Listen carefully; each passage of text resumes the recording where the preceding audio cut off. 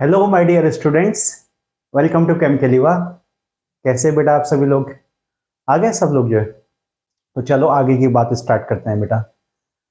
Last lecture में हमारे first law of thermodynamics से रिलेटेड हमने कुछ क्वेश्चंस किए थे। Delta E is equal to Q plus W based questions किए थे बेटा। आज थोड़ा सा कहानी को आगे बढ़ाते हैं। देखो अभी तक क्या क्या टॉपिक हो चुके हैं, अगर मैं आपको एक ब्रीफ रिव्यू दूं बेटा। तो टॉपिक लाइक हमने वर्क डन किया, हीट कैलकुलेशन किया, total energy calculation means internal energy calculation किया, फिर तीनों को मिला के फर्स्ट लॉ की प्रिपरेशन करी। अब थोड़ा सा आगे बात करते हैं। एक नेक्स्ट टर्म है enthalpy. What is the term name is enthalpy.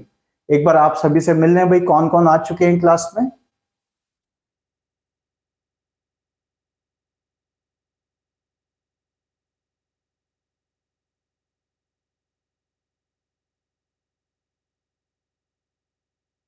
हाँ,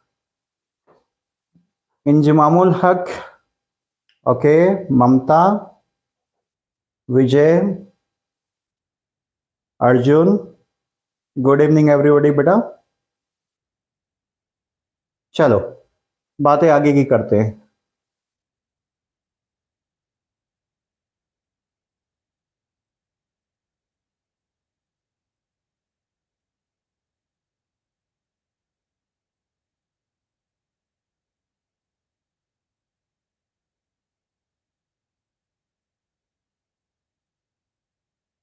हाँ ठीक है।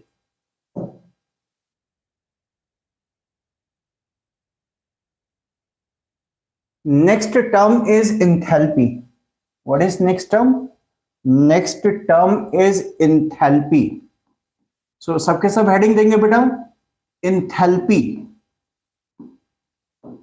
इसको कैपिटल एच से रिप्रेजेंट करेंगे। इंथैल्पी तो हो सकता है आपने पहले भी कहीं सुना होगा, जैसे केमिकल बॉन्डिंग के जो वीडियोस मैंने बनाए थे उसमें भी इंथैल्पी टर्म कहीं पर यूज किया है। Lattice enthalpy, ionisation enthalpy. Ionisation enthalpy तो पहले भी एटॉमिक स्ट्रक्चर में भी आपने पढ़ा होगा। ये एनर्जी से रिलेटेड टर्म है, बेसिकली एनर्जी। देखो क्या चीज है बेटा, ये एक्चुअल में क्या है? This is the total energy content. Means system का ये टोटल एनर्जी कंटेंट है। जैसे आपके पास इंटरनल एनर्जी क्या था, वो भी आपके पास जो टोटल एनर्जी कंटेंट था, तो ये भी सिस्टम का टोटल एनर्जी कंटेंट, या इसको और थोड़ा स्पेसिफाई करना चाहें तो ये सिस्टम का टोटल हीट कंटेंट है। मेन डिफरेंस दोनों में क्या है बेटा? बहुत छोटा सा डिफरेंस है। देखो इंथैल्पी या इंटरनल एनर्जी में एक छोटा सा डिफरेंस है। अगर दोनों के चेंज को मेजर करना हो, पहली बात बेटा, अगेन जैसे मैंने आपको बताया था कि ई को कभी भी मेजर नहीं कर सकते डायरेक्टली, एब्सोल्यूट वैल्यू नहीं पता लगा सकते, डेल्टा ई पता लगा सकते किसी एक प्रोसेस में। ऐसे बेटा एच को भी एब्सोल्यूटली पता नहीं लगा सकते, आप डेल्टा एच निकाल सकते हो during any process. So delta H और डेल्टा ई में मेन डिफरेंस क्या है बेटा, कि डेल्टा एच का जो कैलकुलेशन होता है वो कांस्टेंट प्रेशर पे होता है। Means delta H it is equal to heat exchange by the system at constant pressure. Heat exchange by the system at constant pressure. और डेल्टा ई क्या है? Delta E is the heat exchange by the system at constant volume. आपको बताया था वहां पर बेटा। सो बस ये डिफरेंस है। मींस अगर वॉल्यूम कांस्टेंट मेंटेन करके आप हीट का मेजरमेंट कर रहे हो तो वो डेल्टा ई के फॉर्म में कैलकुलेट होगा, और अगर आप प्रेशर कांस्टेंट करते हुए हीट का मेजरमेंट ले रहे हो तो वो आपका डेल्टा एच के फॉर्म में कैलकुलेट होगा। ये डिफरेंस है। वैसे दोनों के दोनों अपने आप में टोटल एनर्जी कंटेंट या कह सकते हो टोटल हीट कंटेंट है। तो चलो लिखते हैं, स्टार्ट करते हैं बेटा इसके बारे में। सबके ऊपर सब लिखना स्टार्ट करेंगे। सबसे पहले हेडिंग सबने दे दिया होगा बेटा, लिखो इसके अंदर बेटा, it is a total heat content, it is a total heat content of system, it is a total heat content of system, heat content of system।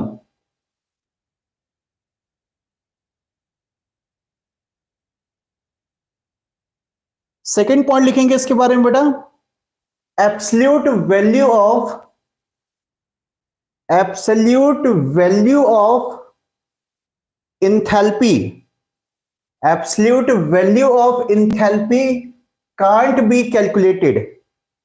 Absolute value of enthalpy can't be calculated. नहीं calculate हो सकती है. However,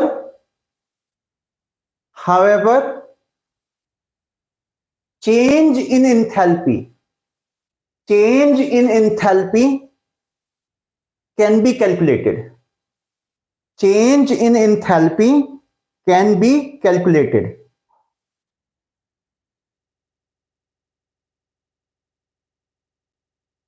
अब next point लिखेंगे बेटा, ये equation note कर लो, ये वाला इक्वेशन ये नोट करो जरा. Delta H is equal to Q at constant pressure.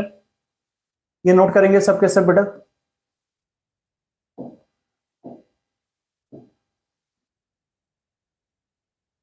ये एनर्जी, ये ई नोट नहीं करना, बस एच का पार्ट नोट करना है आपको. ये नोट कर लो सभी ये क्वेश्चन बेटा. इसको स्टेटमेंट की फॉर्म में लिख भी लो बेटा. नोट्स पूरे करेंगे, स्टेटमेंट की फॉर्म में लिखेंगे. Change in enthalpy is equal to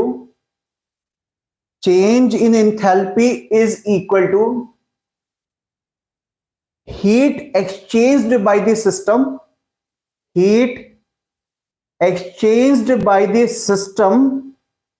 at constant pressure. Heat exchanged by the system at constant pressure.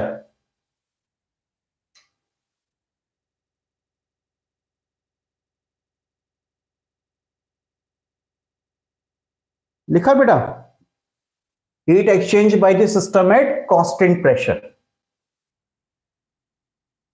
So ये भी बेटा स्टेट वेरिएबल है. I think no need to mention, because आपको बता दिया हीट और वर्क को छोड़कर बाकी सब स्टेट वेरिएबल होते हैं, स्टेट फंक्शन होते हैं. सिर्फ दो ही पाथ फंक्शन है, हीट और वर्क. अब क्यूपी कितना होता है भाई? आपको पता है कि क्यूपी इज इक्वल टू कितना होगा? Delta H is equal to, पूरा फॉर्मूला बन जाएगा एन सीपी डेल्टा टी. अगर क्यूपी का वैल्यू रखेंगे तो ये फाइनल फॉर्मूला इसके अंदर आ गया. नोट कर लो इसको बेटा. Delta H is equal to N CP delta T. Delta H is equal to N CP delta T. Video clear हो रहा है बेटा?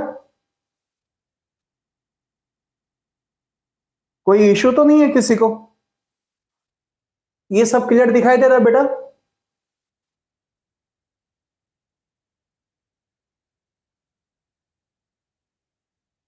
Delta H is equal to N CP delta T. अब इसका अलग से अभी कोई कैलकुलेशन नहीं करे, क्योंकि अगेन जैसे मैंने बताया था डेल्टा ई का भी हमने नहीं किया था कैलकुलेशन, बाद में कर लिया था, क्योंकि वो एक तरह से हीट ही है बेटा. एन सीपी डेल्टा टी कुछ खास नहीं है. कहानी को थोड़ा और आगे बढ़ाते. अब हम बात करेंगे बेटा कि इस इंथैल्पी में और इंटरनल एनर्जी में क्या रिलेशन होता है. दोनों वैसे तो टोटल एनर्जी कंटेंट है, लेकिन इसका कैलकुलेशन हो रहा है कांस्टेंट प्रेशर पर और इसका कैलकुलेशन हो रहा है कांस्टेंट वॉल्यूम पे. मींस कैलकुलेशन का कहने का मतलब है कि बाई चांस डेल्टा एच जो है क्यूपी के इक्वल होता है और डेल्टा ई जो है वो आपका किसके इक्वल होता है? क्यू वी के इक्वल होता है, डेल्टा ई. सो इन दोनों में रिलेशन क्या आएगा, इसको लेके चलते हैं. सो चलो नेक्स्ट हेडिंग देंगे बेटा सबके सब, रिलेशन बिटवीन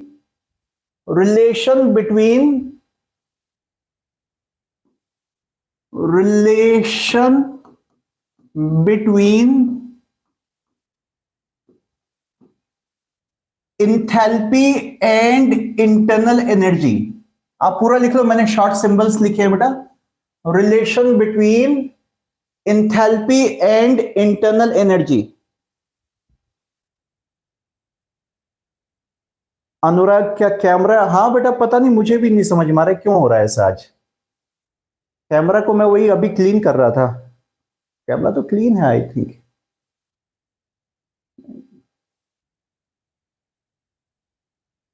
या तो ऐसा हो सकता है कैमरा में अंदर मॉइस्चर आ गया मे बी.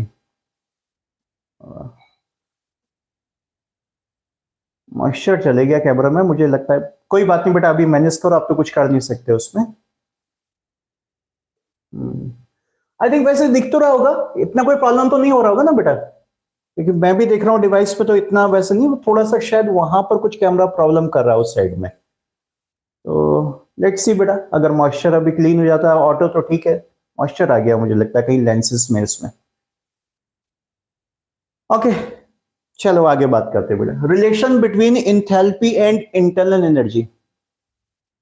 देखो बेटा क्या रिलेशन होता है। अब देखो ये रिलेशन रेडीमेड रिलेशन है, मींस सीधे आपको जो याद करना पड़ेगा, इसका प्रूफ सिलेबस में कहीं भी नहीं है। रिलेशन क्या मैं वो लिखने जा रहा हूं बेटा। रिलेशन है H is equal to E plus PV। Terms तो सारे पता ही आपको क्या हुआ, ये इंथैल्पी है, ये इंटरनल एनर्जी है, ये प्रेशर इनटू वॉल्यूम इसमें टर्म होता है। मींस प्रेशर इनटू वॉल्यूम का टर्म E में ऐड कर दो तो वो H बन जाता है। अब जैसे मैंने आपको बताया कि भाई H कभी कैलकुलेट हो ही नहीं सकता, डेल्टा H कैलकुलेट होता है। सो हमें डेल्टा लेना पड़ेगा दोनों साइड में। तो चलो लेफ्ट साइड में भी डेल्टा लेते तो ये हो गया डेल्टा ऑफ H, तो राइट साइड का पूरे का डेल्टा हो जाएगा delta of complete right side, complete right side. Delta लेना आता है ना, अरे जैसे डिफरेंशिएशन करते हो ऐसे डेल्टा भी होता है। आप डिफरेंशिएशन भी यूज कर सकते हो, क्योंकि डी जानबूझ कर मैं यूज नहीं कर रहा हूं बेटा, वो नीट के स्टूडेंट बार बार परेशान हो जाते हैं उससे। सो मैं कोई बात नहीं, डेल्टा यूज कर रहा हूं यहां पर।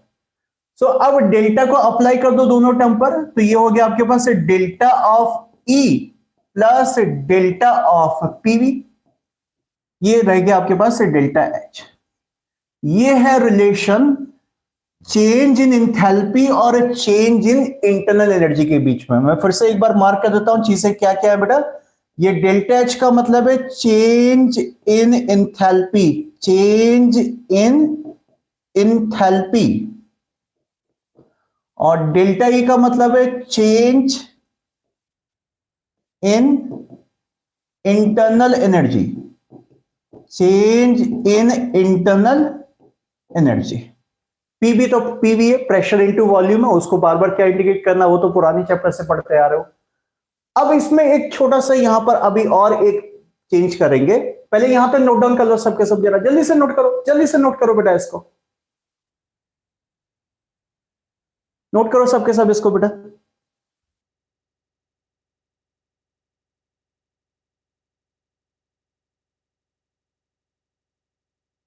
नोट किया बेटा।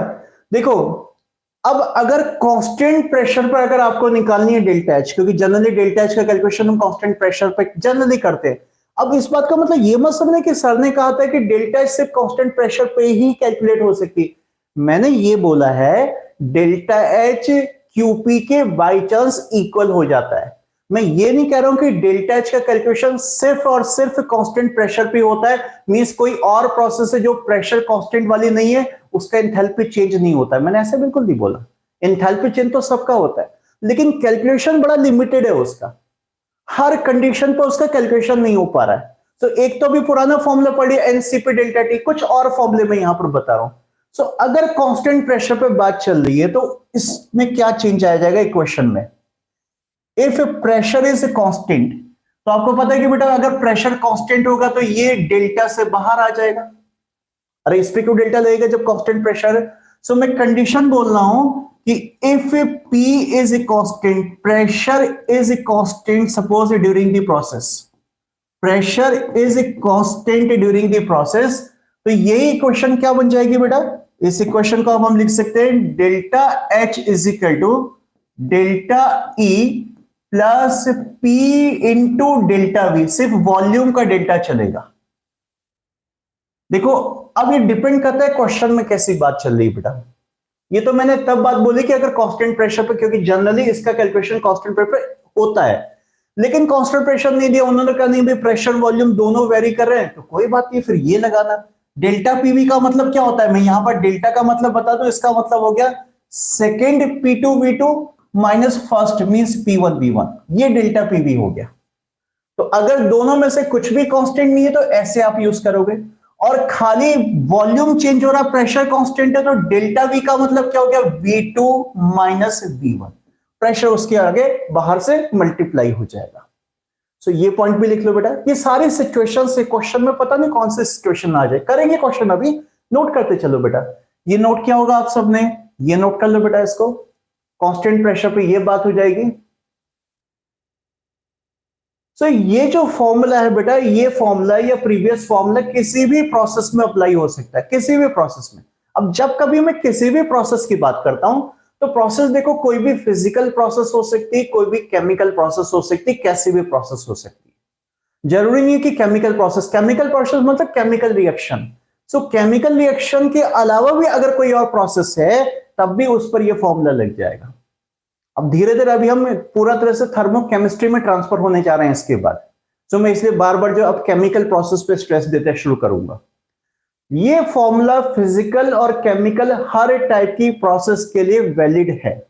अब मैं इसमें कुछ और फिर चेंज करने जा रहा हूं, मैं दूसरे टर्म में इसको लिखने जा रहा हूं। सपोज करो कि बेटा सिर्फ केमिकल रिएक्शन की बात हो रही, जो कि इन जनरल केमिस्ट्री के अंदर होता यही है। सो अगर किसी केमिकल रिएक्शन पर कोई क्वेश्चन आ गया, फॉर एनी केमिकल रिएक्शन, ध्यान से सुनना बेटा, ये सारे मैं क्वेश्चंस के टेक्निक बता रहा हूं आपको, क्वेश्चंस बाद में कर लेंगे। फॉर एनी केमिकल रिएक्शन, कोई रिएक्शन आ गई आपके सामने, कुछ भी दिया जैसे कि भाई ए बी से रिएक्शन कर रहा है, सी डी बना रहा है, कुछ भी ऐसा कुछ दे दिया, मैंने ऐसे जनरल लिख दिया आपका, और पूछा कि इसका डेल्टा एच निकालो कितना होगा। तो केमिकल रिएक्शन के लिए इस इक्वेशन को लगाने में क्या होगा, थोड़ा सा पैटर्न बदल देंगे। यहां पर क्या लिखा जाएगा, यहां पर delta H is equal to delta E. ये तो ठीक है, इसमें तो कुछ हम कर नहीं सकते, इतनी हमारी औकात नहीं कि हम एच और या ई को किसी और तरीके से डिनोट कर दें। पी डेल्टा बी क्या हो जाएगा, सपोज करो कि केमिकल रिएक्शन में कुछ gases means gaseous substance participate कर रहे हैं। मान लो कि ए जो है गैस है, बी गैस है, सी गैस है, डी गैस है या नहीं है, जो भी, मतलब कुछ गैसेस होने चाहिए, कहने का मतलब ये। सो अगर गैसियस सब्सटेंस पार्टिसिपेट कर रहे हैं तो आप सभी को पता है PV is equal to NRT होता है। अरे होता है ना, PV is equal to NRT. अब पी डेल्टा वी है तो P delta V is equal to क्या होगा बताओ, पीवी, इधर देखो, PV is equal to NRT होता है, तो पी डेल्टा वी क्या होगा, पी डेल्टा वी क्या होगा बताओ। राइट साइड में किसके आगे डेल्टा लगाओगे, अगर लेफ्ट में डेल्टा लगाया है तो राइट में किसके आगे डेल्टा लगाएंगे। अब सबके सब मैसेज करके बताओ जरा मुझको, क्या लगता है आपको। एन के लिए डेल्टा लगाओगे, आर के लिए डेल्टा, आर के लिए तो खैर बोलना भी मत गलती से भाई, हाँ आर तो कांस्टेंट होता है, उसमें डेल्टा नहीं लगता, वो तो भाई पहले ही बोल देता हूं, इसमें नहीं लगा सकते। एन में डेल्टा लगाओगे या टी में डेल्टा लगाओगे, केमिकल रिएक्शन चल रही है आपकी जो, ये दोनों का एक साथ ओवरऑल डेल्टा लगाओगे राइट साइड का, कैसे करना चाहोगे जरा बताओ तो, थोड़ा सा देखिए क्या दिमाग चल रहा है आप लोगों का। डेल्टा लगाने की बात आ रही है बेटा यहां पर, P delta V is equal to क्या होना चाहिए, जैसे मैं इसमें कुछ ऑप्शंस लिखूं, P delta V is equal to, एक मुझे लग रहा है कि भाई डेल्टा एन आर टी होना चाहिए, मींस खाली एन के लिए डेल्टा यूज करें, या एन आर डेल्टा टी होना चाहिए, ऐसा कुछ होना चाहिए, या फिर भाई दोनों में ये डेल्टा लग जाना चाहिए। दोनों में डेल्टा का मतलब है कि डेल्टा एन टी दोनों का एक साथ, आर को चाहे तो डेल्टा से बाहर ले लो, कोई बात नहीं। कौन सा ऑप्शन करेक्ट है बताओ, ये ए ऑप्शन है, ये बी ऑप्शन है, ये सी ऑप्शन है। केमिकल रिएक्शन में क्या वैलिड होना चाहिए, क्या लगता है आपको बताओ, सोचो ऐसे ही सोचो, अरे बताऊंगा, बताने वाला तो हुई मैं, क्या लगता है आपको जो। अनुराग कह रहा है कि सर टी का डेल्टा लगाओ, सोनू कह रहा है डेल्टा टी लगाओ, ओके, युवाक्षी भी कह रही है कि टी, ओके,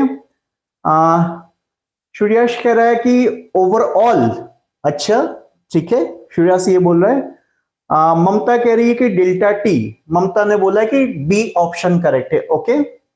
और कोई कुछ बोलना चाहेगा, अरे सोचो कोई बात नहीं, बोला ना बेटा, सोचना सीखो, सोचना सोचना ब्रॉड करो, बोलो जो भी आता है अभी दिमाग में, ऐसे पार्टिसिपेट करो। अब फालतू फालतू मैसेज बाद में करते रहते हो, अभी काम की बात हो रही है तो अभी सबको मैसेज करना चाहिए इस समय। अर्जुन कह रहा है कि बी, चलो ठीक है, इतने ऑप्शन मेरे पास आ गए। So let me tell you about बेटा कि क्या इसमें करेक्ट होगा। देखो यहां पर क्या होता है बेटा, आपको ये चीज होना चाहिए बेटा कि जब एक कोई भी रिएक्शन कैरी होती है ना बेटा, कोई रिएक्शन प्रोसीड होती है इसका मतलब, तो उस समय during the progress of reaction temperature constant रहता है। ए बी सी डी से रिएक्शन करें तो ये पूरा का पूरा टेम्परेचर में कोई चेंज नहीं आएगा। कभी ऐसा नहीं देखा होगा कि भाई, हम हमेशा बोलते हैं कि this reaction is carried at suppose 270 degree Celsius, suppose ये रिएक्शन जो है 300 केल्विन पे हो रही है, रिएक्शन जो है 500 केल्विन पे हो रही है। कभी ऐसा देखा कि लेफ्ट साइड का टेम्परेचर अलग दिया और राइट साइड का टेम्परेचर अलग दिया? डेल्टा का मतलब क्या है? दिस और दिस दोनों साइड में जो डिफरेंस है, रिएक्शन का डेल्टा तो यही होता है बेटा, प्रोडक्ट माइनस रिएक्टेंट। तो क्या प्रोडक्ट और रिएक्टेंट दोनों का टेम्परेचर अलग अलग होगा? नहीं हो सकता ना बेटा। सो टेम्परेचर तो सेम रहेगा, तो टेम्परेचर में डेल्टा नहीं लगेगा, मींस ये नहीं हो सकता बेटा। आई बात समझ में? अब बात आती है पूरे का डेल्टा तो कैसे लगेगा? जब टी में डेल्टा कोई है ही नहीं तो पूरे का क्यों लगाएंगे भाई? टी भी जो डेल्टा से बाहर आ जाएगा तो अल्टीमेटली कौन सा करेक्ट हो गया? ये करेक्ट हो गया बेटा। मींस मोल में चेंज आएगा, लेफ्ट साइड में कुछ मोल पार्टिसिपेट किए, रिएक्शन किए, हो सकता है इसके 2 मोल इसके 10 मोल से रिएक्शन करके यहां पर 20 मोल कुछ और मोल बना रहे हो। तो प्रोडक्ट में कितने मोल बन गए माइनस रिएक्टेंट में कितने मोल थे? ये डेल्टा एन होता है। तो चलो मैं फॉर्मूला पूरा कर देता हूं बेटा। फॉर्मूला पी डेल्टा बी की जगह क्या लग गया हमारा? Delta N R T. तो यहां पर लिख देते हैं delta N R T. Delta से बाहर है बेटा, ये डॉट बना के मैं लिख रहा हूं, इसका तो बाहर समझना, ठीक है? ये खाली एन का डेल्टा है। इसको और सही से कर देता हूं। ये किसके लिए लगा है हमारा? गैसियस सब्सटेंस पर अप्लाई कर सकते हैं, सिर्फ गैस पे, क्योंकि PV is equal to NRT gas के लिए वैलिड है। अगर गैस नहीं है, सारे रिएक्शन में सॉलिड या लिक्विड पार्टिसिपेट करे तो बेटा फिर इससे आंसर आएगा, इस इक्वेशन से आंसर आएगा। अगर गैस वगैरह पार्टिसिपेट करी तो आप ये भी कर सकते हो। मींस मेरा कहने का मतलब है कि रिएक्शन का टेम्परेचर पता होना चाहिए, आर तो हमें पता ही होता है, और रिएक्शन कौन सी ये पता होना चाहिए जिससे हम ये डेल्टा एन निकाल सके। मैं डेल्टा एन को और सही से बता रहा हूं, अभी बता रहा हूं डेल्टा एन को सही से। थोड़ा सा ये नोट करो बेटा, जल्दी से स्टेप नोट करो। ये मत नोट करो, लेफ्ट साइड तो खाली मैं आपको एक्सप्लेन कर रहा था, ये मत नोट करो, ये नोट करो जल्दी से बेटा।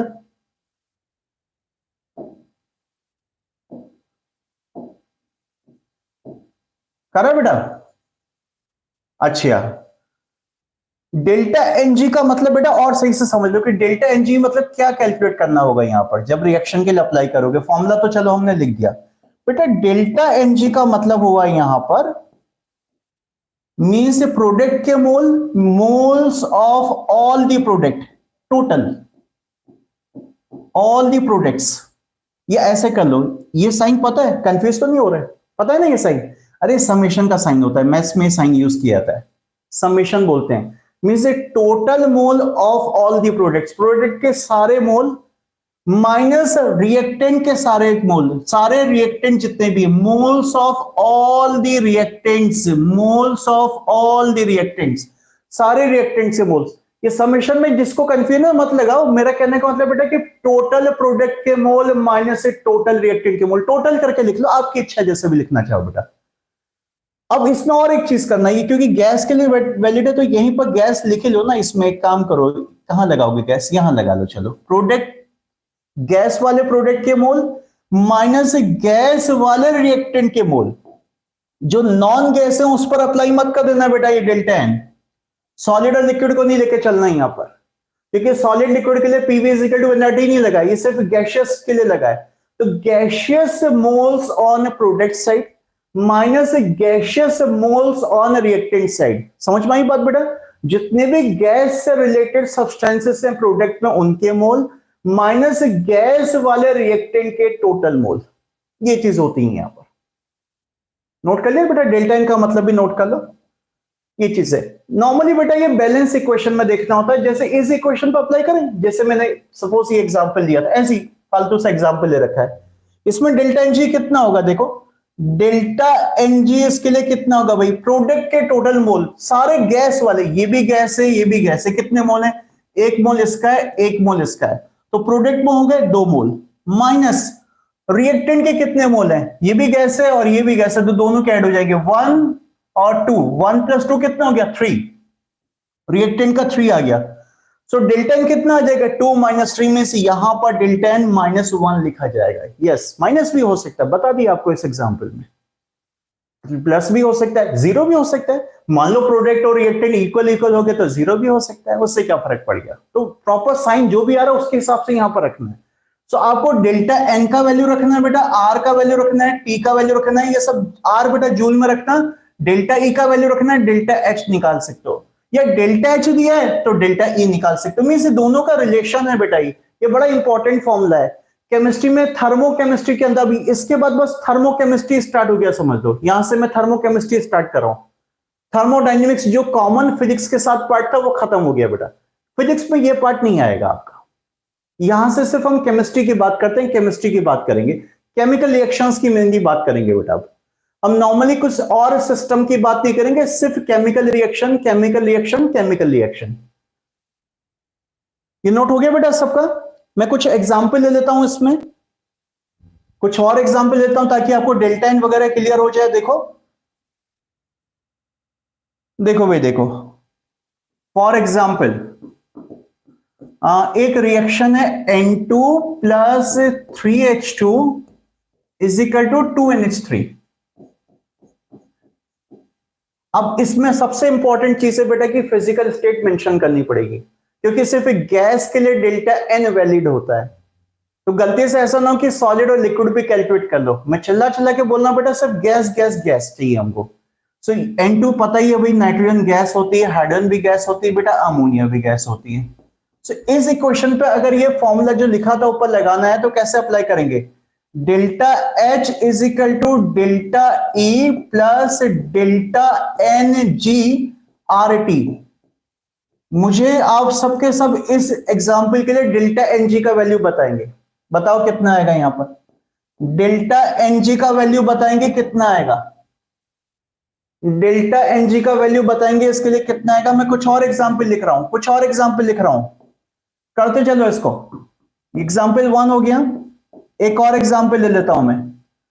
सपोज रिएक्शन है combustion of methane, methane oxygen से रिएक्शन कर रहा है, तो कार्बन डाइऑक्साइड बना रहा है, और क्या बना रहा है भाई? और बनाता है वाटर। बैलेंस कर लेते हैं जरा इसको। ये बैलेंस बैलेंस बैलेंस कैसे होगा भाई? XCO2 प्लस Y/2H2, 2H2 यहां पर आ गया आपके पास, 2 to 4, तो ये 2 हो गया आपके पास। इस रिएक्शन का डेल्टा NG आप लिखकर बताओगे, मैं फिजिकल स्टेट भी मेंशन नहीं कर रहा हूं। देखते हैं कितनों को पता है फिजिकल स्टेट्स भी भाई। कॉमन सेंस है यार, इतना तो पता होना चाहिए कौन गैस होता है कौन क्या होता है रूम टेम्परेचर पे। अब वैसे तो देखा जाए तो हर कोई जो 3 स्टेट में एग्जिस्ट करता है, आप हो सकता है आप लोग कंफ्यूज हो रहा हो, लेकिन ये जब भी कैलकुलेशन होता है ना बेटा, ये नॉर्मल टेम्परेचर रूम टेम्परेचर पे कैलकुलेशन होता है, अगर टेम्परेचर मेंशन नहीं है तो। 25 डिग्री सेल्सियस पे मेजरमेंट किया जाता है। 25 degree Celsius is the standard temperature for thermochemistry या thermodynamics chapter. Standard temperature 25 degree Celsius है इस चैप्टर के लिए। गैसियस स्टेट का स्टैंडर्ड टेम्परेचर 0 डिग्री सेल्सियस था। बोला था वहां भी बेटा चैप्टर चेंज होंगे तो स्टैंडर्ड टेम्परेचर बदल जाएगा। तो इस पूरे चैप्टर का स्टैंडर्ड टेम्परेचर, स्टैंडर्ड कंडीशन, सुनो सुनो सुनो, एक मिनट मेरी बात पर सबके सब फोकस करेंगे, सबके सब फोकस करेंगे बेटा। मैं बात कर रहा हूं स्टैंडर्ड कंडीशन की। स्टैंडर्ड कंडीशन देखो, इस चैप्टर की जो स्टैंडर्ड कंडीशंस हैं बेटा, अगर कोई भी स्टैंडर्ड मेजरमेंट है तो क्या मतलब होता है? स्टैंडर्ड मेजरमेंट का मतलब है कि अगर वो मेजरमेंट 25 डिग्री सेल्सियस पे लिया गया है और 1 बार प्रेशर पे लिया गया, ये दो चीजें यहाँ की स्टैंडर्ड होती हैं। ये स्टैंडर्ड टेम्परेचर, स्टैंडर्ड प्रेशर है। चलो प्रेशर तो 1 atm भी ले सकते हो, जैसे मैंने आपको STP बताया था, ओल्ड STP और new STP। Old 1 atm, new 1 बार। तो इसमें भी ऐसी कुछ है कि ओल्ड वाला 1 atm दिया कुछ बुक में, न्यू वाला 1 बार। तो 1 atm 1 बार में तो खैर कोई ज्यादा डिफरेंस नहीं है, लेकिन टेम्परेचर, गैस का स्टैंडर्ड टेम्परेचर जो STP में था वो 0 डिग्री था। इस चैप्टर का स्टैंडर्ड टेम्परेचर 25 डिग्री है। सो अगर कोई भी एनर्जी का कैलकुलेशन, किसी भी चीज का कैलकुलेशन आप स्टैंडर्ड कंडीशन पे करते हैं तो उसको स्टैंडर्ड कैलकुलेशन बोलते हैं। जैसे standard enthalpy change, standard internal energy change. सुनो ना मेरी बात में क्या बोल रहा हूं बेटा? स्टैंडर्ड इंथैल्पी चेंज को रिप्रेजेंट करते हैं ऐसे, देखो यहां पर जरा ध्यान से। स्टैंडर्ड का सिंबल होता है, इसके ऊपर एक छोटा सा नॉट, जीरो लगा देना है। नॉट बोलते हैं ना जीरो को, डेल्टा H नॉट। तो डेल्टा H नॉट, नॉट अगर किसी के ऊपर लगा, जैसे यहां पर मैंने नॉट लगा दिया, जीरो लगा दिया, तो ये स्टैंडर्ड हो गया, ये स्टैंडर्ड हो गया। ऐसे ये भी स्टैंडर्ड हो गया अब आपका। अगर फॉर्मूले में कोई एक चीज स्टैंडर्ड होगी तो बाकी सारी चीजें स्टैंडर्ड चलेंगी, और कोई एक चीज नॉन स्टैंडर्ड होगी तो सब चीजें नॉन स्टैंडर्ड चलेंगी। फॉर्मूला वही रहेगा, फॉर्मूले को स्टैंडर्ड या नॉन स्टैंडर्ड में कोई चेंज नहीं करना, बस ये खाली छोटा सा नॉट लगा देना है आपको। तो ये कहीं पर लिख लो तो बेटा, कहीं लिख लो जरा, पेज के कहीं पर ऊपर नीचे कहीं पर नोट बना के सही से बेटा, स्टैंडर्ड मेजरमेंट क्या है इस चैप्टर के अंदर, ये कहीं पर साइड में नोट कर लो।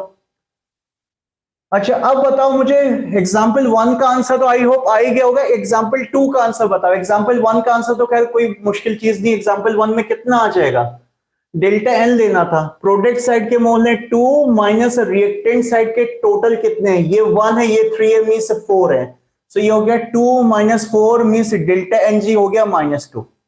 मुझे सेकंड एग्जाम्पल का डेल्टा एन जी कैलकुलेट करके बताएंगे, सेकंड एग्जाम्पल का बेटा बताओ डेल्टा एन जी कितना होगा। हाँ ठीक है, श्रेयस ने मेरे ख्याल से पहला ऑप्शन पहले एग्जाम्पल का दिया है बेटा, करेक्ट है श्रेयस बेटा।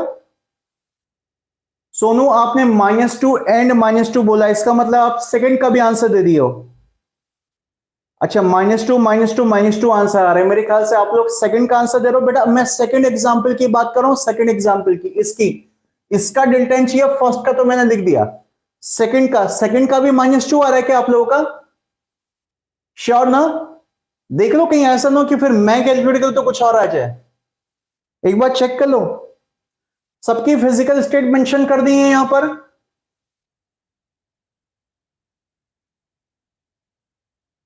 ममता कह रही कि यस सर सेकंड एग्जाम्पल, ठीक है बेटा अभी बात करते हैं। ओके नितिन -2 है, सोनू -2 है, श्रेयस -2 ही कह रहा है भाई जो है। अच्छा चलो जरा देखें भाई कि क्या आना चाहिए। अब ठीक है, आप लोगों ने ये गैस लिया होगा, ये तो गैस होता ही है, CO2 भी गैस होती है, H2 क्या लोगे भाई। अब H2 में सबसे बड़ा कंफ्यूजन इस चैप्टर के अंदर क्या चलेगा, देखो बेटा कंफ्यूजन कुछ नहीं है, आपको वहां पर टेम्परेचर चेक करना पड़ेगा, उस क्वेश्चन का टेम्परेचर कितना दिया हुआ है। अगर स्टैंडर्ड कंडीशन दी है तो टेम्परेचर 25 डिग्री सेल्सियस है, ये कुछ भी नहीं दिया तो आप मान के चलो कि स्टैंडर्ड कंडीशन पे चल रहा है, रूम टेम्परेचर पे चल रहा है। अब जैसे इस एग्जांपल में मैंने कुछ नहीं बोला था टेम्परेचर, तो आप अज्यूम करो कि 25 पे मैं पूछना चाह रहा हूं, लेकिन अगर बेटा क्वेश्चन में कुछ मेंशन्ड है, सपोज करो कि टेम्परेचर है 120 डिग्री सेल्सियस, 120 डिग्री सेल्सियस अगर ये मेंशन हुआ, तो आप सभी को ये पता होना चाहिए 100 डिग्री के ऊपर जाने पे वाटर जो है बॉयल होके वेपराइज हो जाता है, मींस वाटर की वेपर्स, मींस उसको भी गैस बोल सकते हो एक तरीके से, वाटर की गैस होंगी। ये तब है बेटा कि जब टेम्परेचर जो है 100 के ऊपर दिया हो।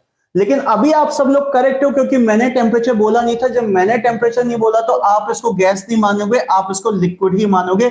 हम तो सर नॉर्मल टेम्परेचर मानेंगे, इसको रूम टेम्परेचर मानेंगे, 25 डिग्री सेल्सियस रूम टेम्परेचर है हमारे पास। सो नेचुरल सी बात है कि ये काउंट नहीं होगा।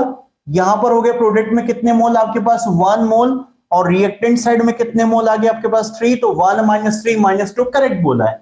लेकिन बी केयरफुल बेटा, ठीक है, अगर आपका टेम्परेचर रिएक्शन का टेम्परेचर उसने 100 डिग्री या उससे ज्यादा दिया ना बेटा, तो वाटर को कौन से स्टेट में लेना पड़ेगा, वेपर स्टेट में लेना पड़ेगा। जरा ये बात लिख लो, यहां पर लिख लो जरा बेटा, if temperature is not mentioned, लिखो बेटा सबके सब लिखो, if temperature is not mentioned then assume it 25 degrees Celsius, assume it 25 degrees Celsius for enthalpy calculation, for enthalpy मतलब enthalpy change एक ही बात है, for enthalpy calculation।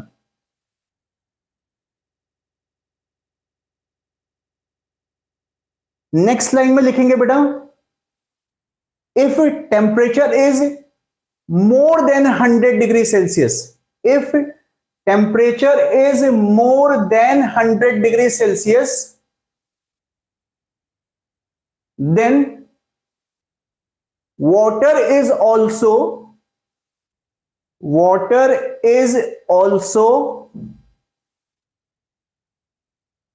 in vapor state,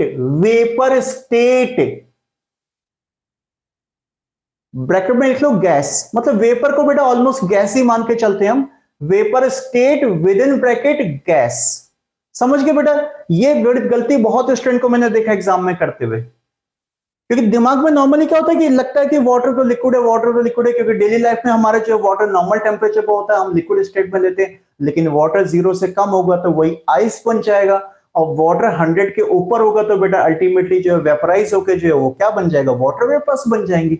सो इस चैप्टर में ये बात खासकर एंथैल्पी के कैलकुलेशन से रिलेटेड जब बात आए बेटा, जहां पर ये टेम्परेचर और एंथैल्पी का रिलेशन आ रहा है, सो बी केयरफुल बेटा। समझ में आ गई बात? तो डेल्टा एनजी में ये गलती नहीं करनी। अभी आपने ठीक बताया -2, और अदरवाइज अगर मैंने 100 के ऊपर टेम्परेचर दिया होता तो कितना हो जाता डेल्टा एच, तो सॉरी डेल्टा एन, तो फिर इसको भी काउंट करते हैं ना बेटा, तो ये हो जाता आपका 1 + 2 3 यहां से आ जाता, और 1 + 2 3, तो डेल्टा एन 0 हो जाता है। सो अगर ये गैस होता तो यहां पर डेल्टा एन क्या हो जाता, 0 हो जाता। अगर ये गैस होता तो गैस के लिए डेल्टा एन 0 हो जाता है आपका। ठीक है, तो ये फिजिकल स्टेट देखने की बहुत जरूरी है। अब इसमें कंफ्यूज मत होना कि सर हम कैसे पता लगाएंगे कि किसकी कौन सी फिजिकल स्टेट है। अरे बेटा ये तो बाय प्रैक्टिस ही आती है ना चीजें। अब दुनिया की सारी चीजें रटी थोड़ी ना जाती है कि नहीं मीथेन गैस होती, ऑक्सीजन गैस होती। अब देखो बाय प्रैक्टिस पता हो गया आपको कि ऑक्सीजन गैस होती, कार्बन डाइऑक्साइड गैस होती, मीथेन गैस होती। आगे ऑर्गेनिक में कुछ और चैप्टर्स पढ़ोगे तो आपको पता हो जाएगी कि कौन कौन से गैस होते हैं, कौन कौन से लिक्विड होते हैं। तो उसमें अभी कंफ्यूज मत हो। ऐसे कोई बात कभी नहीं करेंगे कि सर हमें बता दो कि कौन कौन से गैस होते हैं, कौन कौन से लिक्विड होते हैं। ये बताने की बात नहीं है बेटा। ये टाइम टू टाइम अपने आप चीजें क्लियर होती जाती हैं। ठीक है,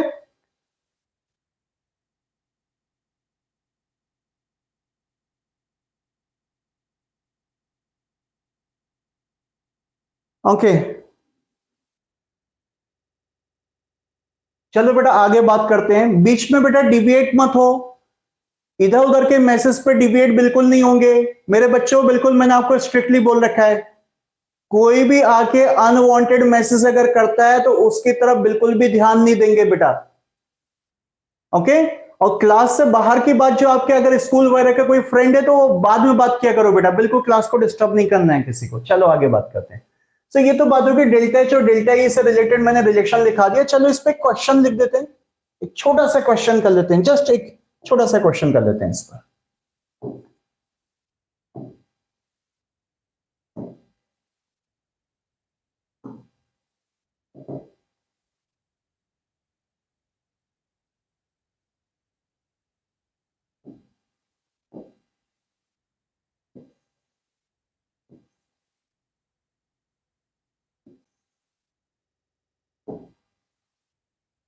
चलो बेटा स्टार्ट हो जाओ, स्टार्ट हो जाओ बेटा। आई थिंक क्लियर दिख रहा होगा सबको। ऐसा सिंपल सा अभी तो एक क्वेश्चन है, एक रिएक्शन दिए, डेल्टा एच दिया, इसका डेल्टा ही निकालना है। चलो कैलकुलेट करके बताओ सबके सब इसका, सबके सब कैलकुलेशन करेंगे बेटा इसका।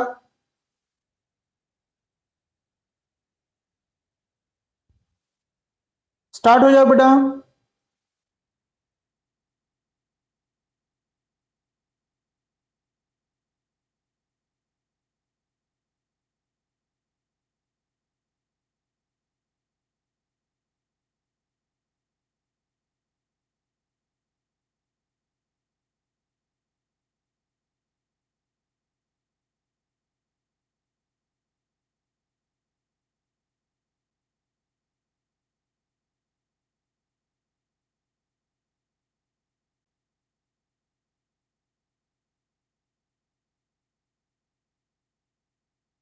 आंसर बताओ बेटा मुझको इसका कितना आ गया है। अच्छा नितिन का आंसर आ गया है। नितिन ने आंसर दिया -85 पॉइंट समथिंग। ये आई होप बेटा कि नितिन बेटा तेरा आंसर किसमें, किलो जूल में ही आ रहा है क्या? किलो जूल में दिया हुआ था यहाँ पर, ये किलो जूल में निकाला है तूने, जूल में निकाला है? आंसर बेटा बता दे जरा, किलो जूल में आंसर बता रहा है या जूल में आंसर बता रहा है?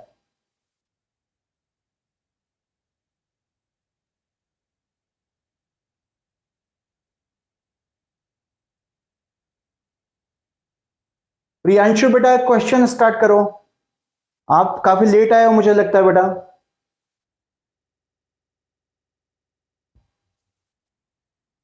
हाँ तो प्रियांशु आपका आंसर क्या है बेटा? नितिन क्या kilo joule? Okay, -85 kilo joule.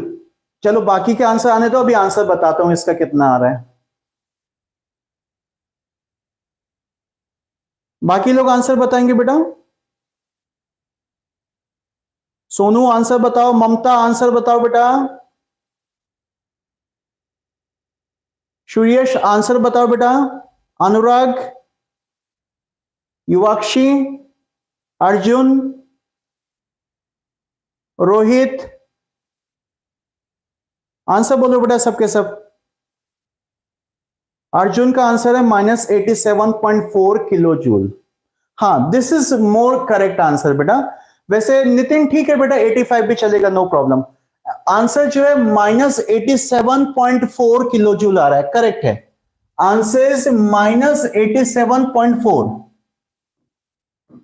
-87.4 kilo joule. But ठीक है बेटा, हो सकता है आपने थोड़ा अप्रोक्सीमेशन वगैरह लिया होगा, तो 85 86 के आसपास के जो आंसर वो सब करेक्ट है, कोई प्रॉब्लम नहीं, सब एक्सेप्टेड है बेटा। आई थिंक आंसर कैलकुलेशन तो ज्यादा मुश्किल नहीं है बेटा, इसका इजी है। जैसे delta H is equal to delta E plus delta N G R T. इस रिएक्शन का डेल्टा एन जी तो अभी हमने कैलकुलेट किया ही था बेटा। डेल्टा एच कितना दिया है, -92.38 इंटू 1000। मैं जूल में रख लेता हूं बेटा, I am keeping in joule, ठीक है, बिकॉज आर का वैल्यू भी मैं जूल में लगाऊंगा। तो जिसका आंसर नहीं मैच कर रहा वो इसी वजह से मैच नहीं कर रहा होगा। डेल्टा ए निकालना है, इसको ऐसे रहने देते हैं बेटा। डेल्टा एन जी कितना है इसका, 2 - 4, यहां 2 है ना राइट साइड में आपके पास, और राइट साइड में 2 है, और लेफ्ट साइड में कितने हैं, 4 हैं, तो 2 - 4 कितना हो गया, -2। ये तो हो गया -2 हमारे पास, और into R, -2 into R. R joule में कितना होता है भाई, 8.3 के करीब, 8.31। टेम्परेचर मेंशन नहीं है, तो 25 डिग्री सेल्सियस। 25 का होता है 298 केल्विन। 298 को चाहो तो चलो 300 ले लो, कोई बात नहीं, चल जाएगा, थोड़ा सा 300 कर सकते हो अप्रोक्सीमेट, चलेगा। ये कैलकुलेट करना है बेटा। सो यहां से डेल्टा ई निकालना है। सो डेल्टा ई ये आपके पास आएगा -87400 जूल, अप्रोक्सीमेट ऐसा कुछ 87,000 जूल, या यू कैन से कि 87 किलो जूल में आंसर जाएगा बेटा, ठीक है। सो टेम्परेचर 298, अभी आपको लिखवाया था बेटा कि टेम्परेचर मेंशन नहीं है, तो 25 डिग्री सेल्सियस का यूज करते हुए एंथैल्पी या इंटरनल एनर्जी की जो आपने इक्वेशन पढ़ी है उस पर अप्लाई कर देना है।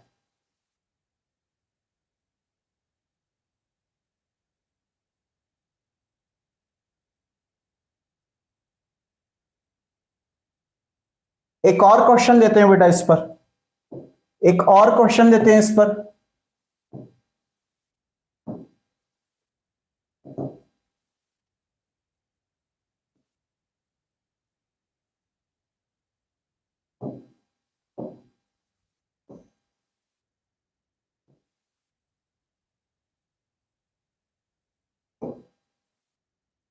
चलो बेटा स्टार्ट हो जाओ।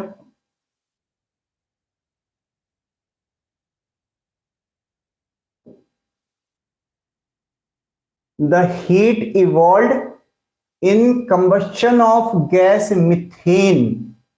अरे मीथेन तो पता ही होगा, इतना तो पता ही होगा भाई, ऐसा तो कोई नहीं होना चाहिए कि मीथेन भी नहीं पता हो। चलो लिख देता हूं, मीथेन का मतलब CH4, अभी लिया तो था वैसे हमने, मैंने एग्जाम्पल उसी का दिया था आपसे जब पूछा था। हाँ, तो उसका कंबशन हो रहा है, समझते बेटा। कंबशन, कंबशन का मतलब होता है ऑक्सीजन के साथ बर्निंग प्रोसेस, ऑक्सीजन के साथ रिएक्शन, पूरा बर्न करा देना है, तो कार्बन डाइऑक्साइड एंड वाटर बन जाता है। मैंने लिखा था अभी, वो वही रिएक्शन है, फिर से वही रिएक्शन की बात हो रही है, लिख लो उस रिएक्शन को, रिपीट कर लो चाहे तो।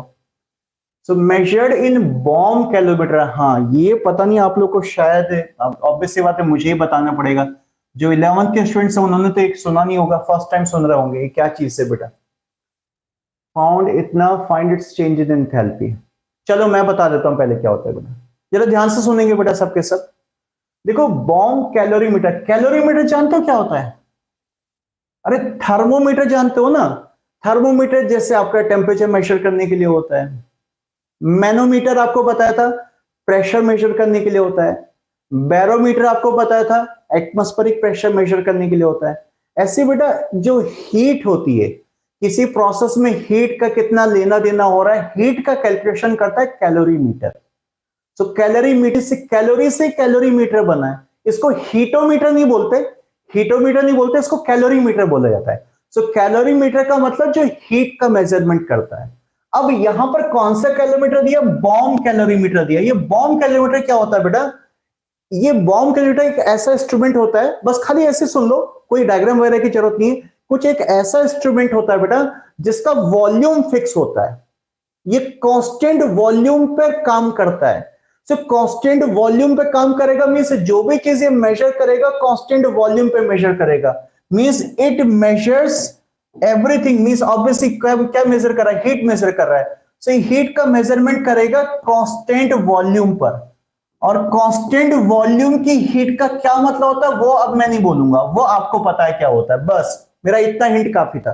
तो जरा ये बात कहीं पर नोट बना के लिख लो बेटा, कहीं पर पहले नोट बना के लिख लो कि बॉम्ब कैलोरीमीटर, लिखो सबके सब, bomb calorimeter measures the heat, bomb calorimeter measures the heat at constant volume, at constant volume।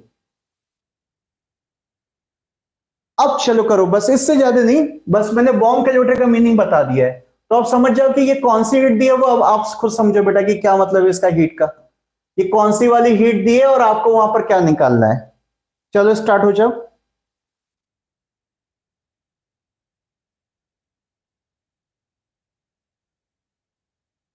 Nitin ने आंसर दे दिया -900 अप्रोक्स। लेट मी चेक बेटा, आपका जो आंसर आ रहा है 900 के अप्रोक्स। बेटा यूनिट भी लिख दिया करो नितिन बच्चा, पता नहीं आपने जूल में निकाला है किलो जूल में निकाला है, बेटा आंसर का ना यूनिट जरूर लिखा करो, आपको बार बार बोलता हूं मैं। साइन तो लिख दिया आपने, बेटा यूनिट बता दो मुझको।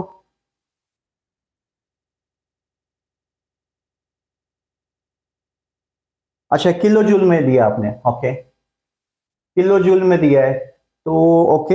अभी आंसर थोड़ा होल्ड कर रहा हूं, देखते हैं बाकी का आंसर क्या आता है,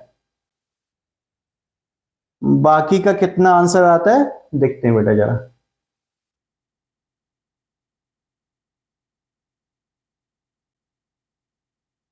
देखो नितिन ने कितना फास्ट कैलकुलेशन किया, बेटा बाकी लोग भी करो कैलकुलेशन, जल्दी से बता दो मुझको आंसर कितना आ रहा है।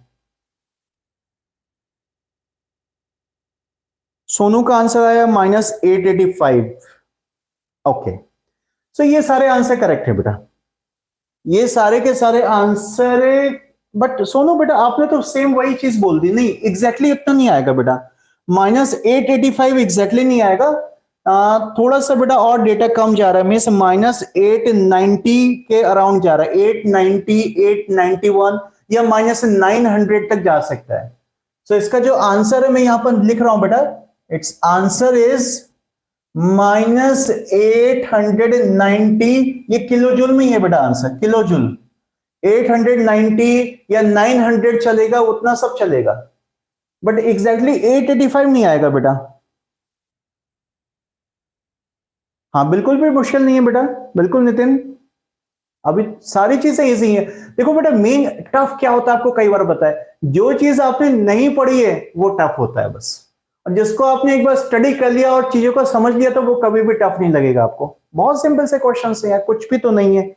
अब देखो पता है क्या, जब ये क्वेश्चन आया था तो ज्यादातर बच्चों का दिमाग कहाँ खराब हुआ था, समझ गए? बॉम्ब कैलकुलेटर जिसको नहीं पता था वो क्या करेगा बेटा, उसमें सब कंफ्यूज हो गए वहां पर, जिसको नहीं पता होगा। अब आपको ये क्वेश्चन जैसे यहाँ बॉम्ब कैलकुलेटर बता दिया है, इससे रिलेटेड कोई भी क्वेश्चन आ जाएगा तो याद रखना कि बॉम्ब कैलकुलेटर का क्या रोल होता है। बॉम्ब कैलकुलेटर ने कांस्टेंट वॉल्यूम पे मेजरमेंट लिया, तो इसका मतलब कौन सा मेजरमेंट होगा, कौन सी हीट होगी भाई? अरे कांस्टेंट वॉल्यूम पे जो कौन सी हीट होती है, Q एट कांस्टेंट वॉल्यूम का मतलब ये डेल्टा E दिया हुआ है, डेल्टा E गिवन है बेटा, डेल्टा E गिवन है, आपको डेल्टा H निकालना है। सो डेल्टा E दिया हुआ है, डेल्टा H निकालना है बेटा। सो आई थिंक उन्होंने शायद सोचा होगा कि जो दिया है वही चीज उसने बोला है फाइंड करने के लिए, नहीं बेटा डेल्टा E दिया है, डेल्टा H निकालना है। अब तो कैलकुलेट कर लो बेटा, वही तो फॉर्मूला है, बार बार एक ही फॉर्मूला चल रहा है। Delta H is equal to delta E plus delta NgRT। Combustion of methane का इक्वेशन है CH4 plus 2O2 is equal to CO2 plus 2H2O।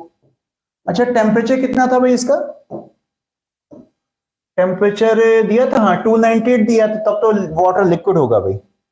फिर तो इसका मतलब वाटर तो लिक्विड हो गया, CO2 गैस हो गई, ऑक्सीजन भी गैस हो गई, और मीथेन भी गैस हो गई। तो इसका डेल्टन कितना लिया आप ही लोगों ने तो कैलकुलेट करके बताया था बेटा मुझको, डेल्टन कितना आता है भाई इसका, 1 - 3, यहां पर है 1 और यहां पर कितना हमारे पास 3, 1 - 3 में से -2 इसका डेल्टा एन लगेगा।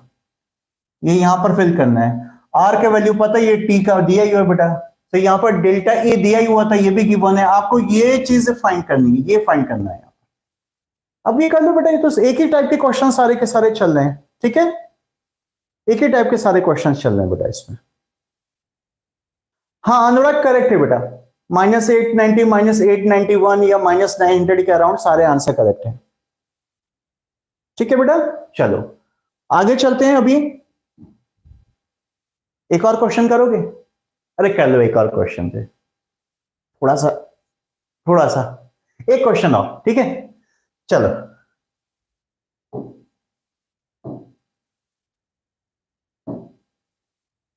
क्योंकि बेटा जितने ना पुराने कॉन्सेप्ट आए हैं, सारे कॉन्सेप्ट होने जरूरी होते हैं बेटा।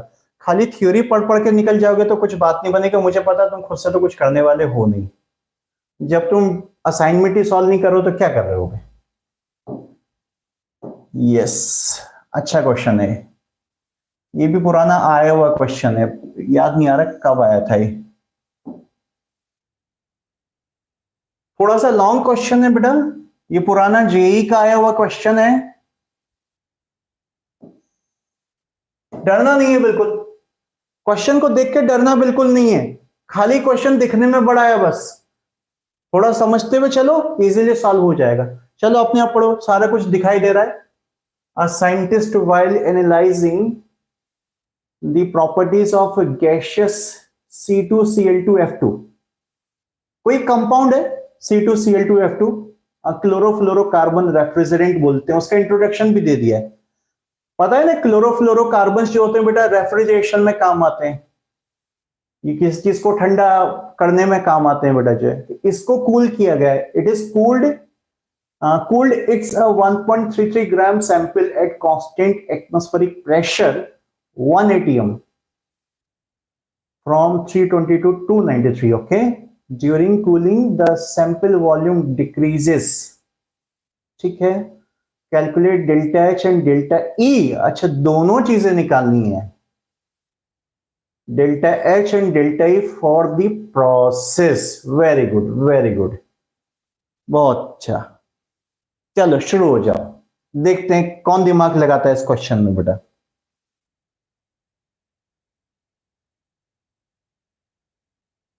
बेटा मेरे बच्चों कोई भी डिबेट मत हो, मैं देखो मैसेज देख रहा हूं बेटा, कोई बात नहीं बेटा, किसी से डिबेट नहीं होना है, ठीक है।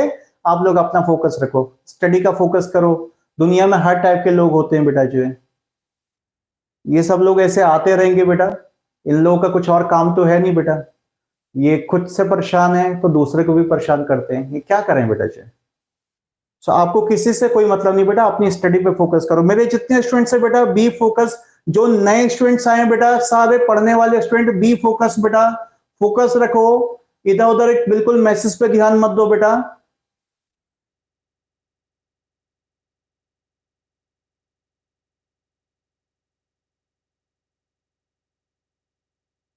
हाँ नितिन ठीक है बेटा, आपको इफेक्ट पता है बेटा, स्टार्ट हो जाओ, चलो क्वेश्चन बता दो मुझको ना, आंसर मतलब क्वेश्चन तो मैंने बता दिया, आंसर देखते हैं इसका, आंसर अच्छे से चलो, कंडीशन लगा एक, देखते हैं इसका, जिसका आंसर आएगा वो पक्का पक्का उसका अच्छी रैंक से सिलेक्शन हो जाएगा, मेरा आशीर्वाद है, वैसे सबके साथ मेरा आशीर्वाद है, बट वो पक्का, अब आप सबका आंसर आना चाहिए भाई।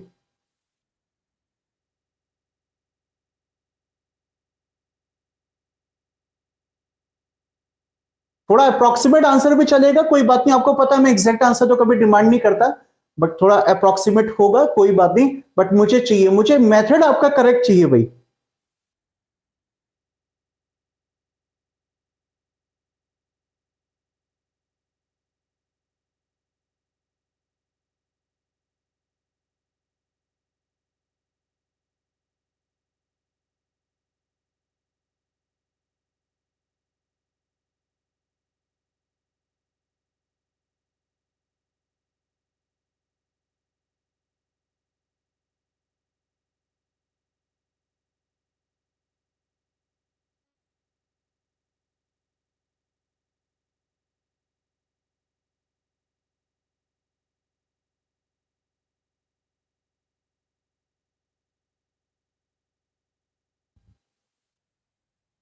कुछ प्रॉब्लम नहीं हुई है बेटा, कुछ प्रॉब्लम नहीं हुई है।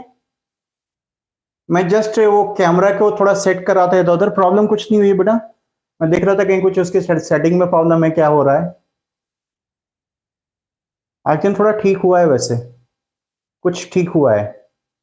हाँ, कहीं ना कहीं कुछ इसकी सेटिंग में कुछ इशू हो गया है।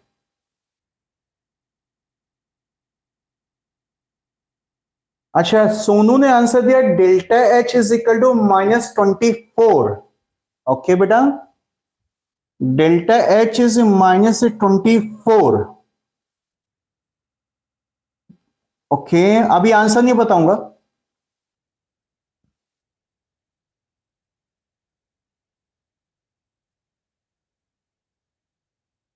कुछ और स्टूडेंट्स का आंसर आने दो बेटा। आप तब तक कैरी करो, अभी तो डेल्टा एच निकला ना आपका, तो फिर डेल्टा ई भी निकालना पड़ेगा आपको बेटा।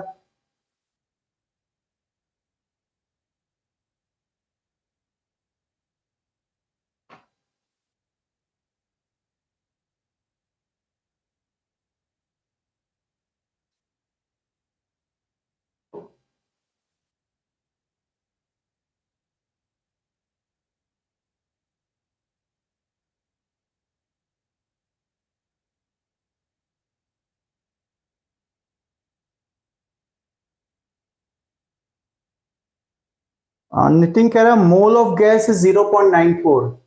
अच्छा, मोल में आप लोग को ज्यादा टाइम लग रहा है क्या बेटा? मुझे ये बात बता देनी चाहिए थी बेटा। इसका मोलर मास मैंने उसी फिगर में दिया हुआ है, मास भी 133 आएगा इसका मोलर मास। बेटा इसका मोलर मास ना, कंपाउंड का आपको मोल निकालने होंगे, तो इस कंपाउंड का मॉलिक्यूलर मास मेरे ख्याल से 133 आना चाहिए।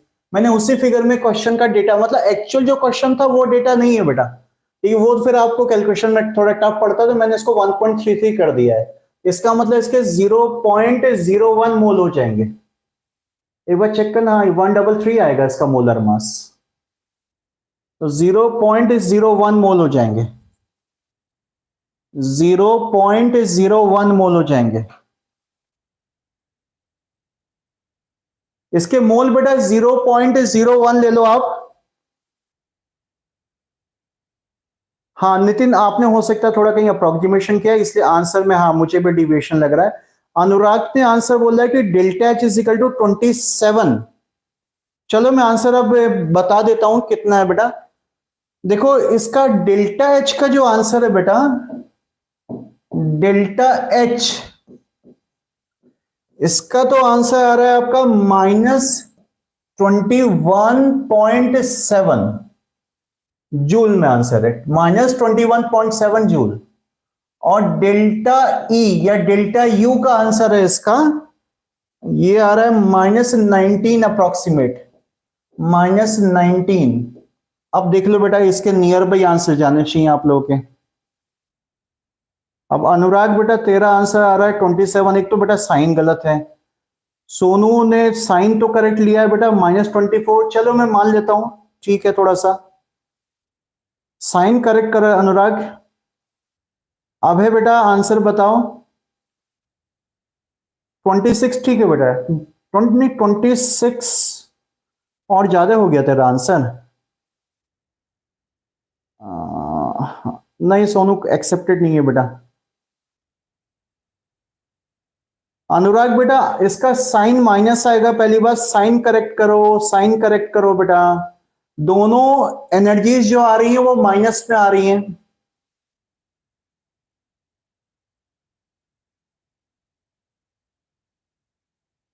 अरे डेल्टा एच तो सबका आ जाना चाहिए। चलो अब मैं बताता हूं, बहुत टाइम हो गया, ठीक है भाई, अब ज्यादा इतना नहीं वेट कर सकते बेटा। ठीक है, जो लोग कैलकुलेशन कर रहे हैं अच्छी बात है, बट यहां पर ध्यान दो। देखो बेटा सबके सब यहां पर फोकस करो, कैसे किया जाएगा इसको, फोकस हियर। ये तो बहुत ही इजी था भाई। हमें डेल्टा एच अगर निकालना है तो डेल्टा एच कैसे निकालेंगे? अब ये delta H is equal to delta E plus P delta V या डेल्टा एनआरटी फॉर्मूला नहीं लगा सकते। अरे वो तो तब लगता है ना जब डेल्टा एच और डेल्टा ई में से कोई एक पता हो, दूसरा निकालना हो। दोनों ही नहीं पता, तो दोनों के बेसिक फॉर्मूले पे जाओ, किसी एक के बेसिक फॉर्मूले पे जाओ। डेल्टा एच अभी बताया था, क्या बताया था? That is N CP delta T. Delta H is N CP delta T question में, क्योंकि सीपी दिया हुआ है, देखो सीपी दिया है। अगर सीवी दिया होता तो मैं एन सीवी डेल्टा टी से डेल्टा ई पहले निकालता। सो मैं अभी डेल्टा एच पहले निकाला हूं, N CP delta T. N कितना है बेटा 0.01 ही आ रहे हैं ना इसके, 0.01 मोल है।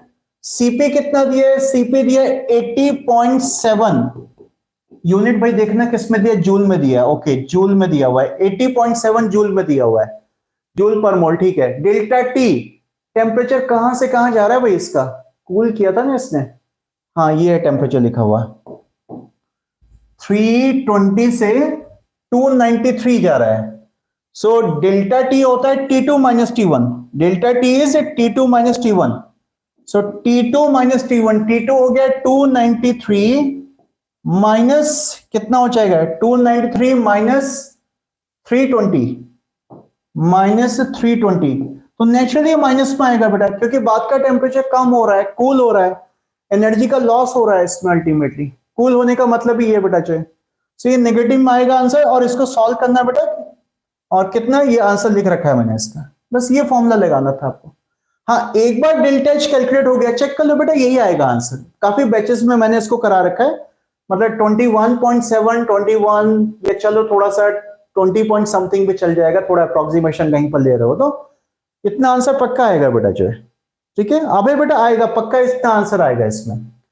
अब डेल्टा ई निकालना आपको, तो कैसे निकालेंगे आप, अब चाहे तो रिलेशन वाला फॉर्मूला लगा दो।